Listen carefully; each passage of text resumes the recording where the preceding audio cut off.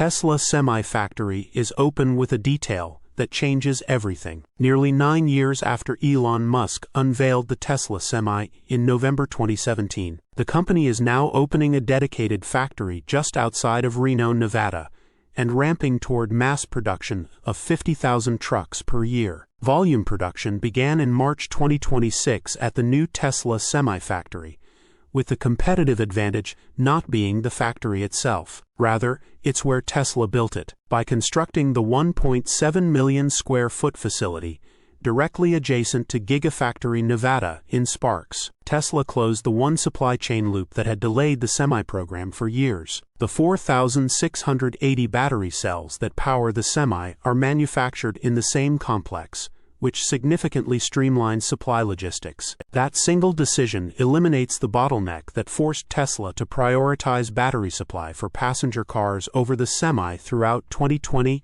2021, and 2022, which is precisely why the first deliveries slipped 3 years past the original target. Every other electric truck manufacturer sources its battery cells from a separate supplier, ships them to a separate factory, and absorbs the cost and delay that comes with that. Tesla built its Semi-factory around its battery factory, and that vertical integration is what makes 50,000 trucks per year a realistic number rather than an aspirational one. At the 2025 annual shareholder meeting, Musk was direct about where things stood, stating, "Starting next year, we will manufacture the Tesla Semi. We already have a lot of prototype semis in operation. PepsiCo and other companies have been using them for some time, but in 2026, we'll begin volume production at our Northern Nevada factory. Full ramp to volume output is targeted before June 30, 2026. Awesome new video showing the new Tesla Semi-Factory in Sparks, Nevada. The future of sustainable logistics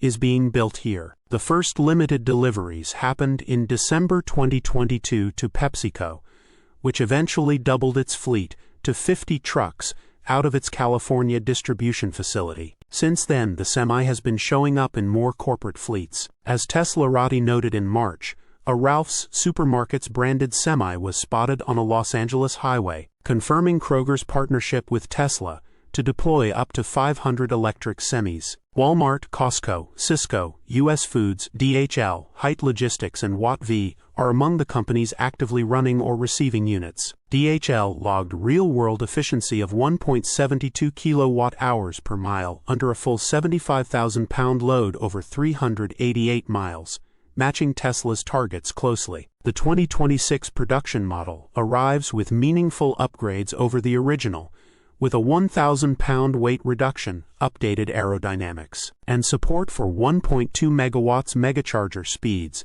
that can restore 60% of range in around 30 minutes during a mandatory driver rest break. Tesla opened its first public megacharger in Ontario, California in March, positioned near the I-10 and I-15 interchange, serving the ports of Los Angeles and Long Beach. The company plans 37 megacharger sites by end of 2026 and 66 total, across 15 states by early 2027, with construction beginning at the nation's largest truck stop operator in the first half of this year. Tesla reveals various improvements to the Semi in new piece with Jay Leno. Musk has described the Semi's economics as a straightforward case. "The Semi is a TCO no-brainer," he said, noting the total cost of ownership is much, much cheaper than any other transportation you could have. At under $300,000, the truck costs roughly double a comparable diesel, but California's $200,000 per vehicle subsidy has driven over 1,000 state orders alone. As Teslarati has tracked, the prototype fleet accumulated over 13.5 million miles, with 95% fleet uptime before production ever scaled. The factory opening now turns that proof of concept into a production program. Source: reposted and summarized from Gene at Teslarati.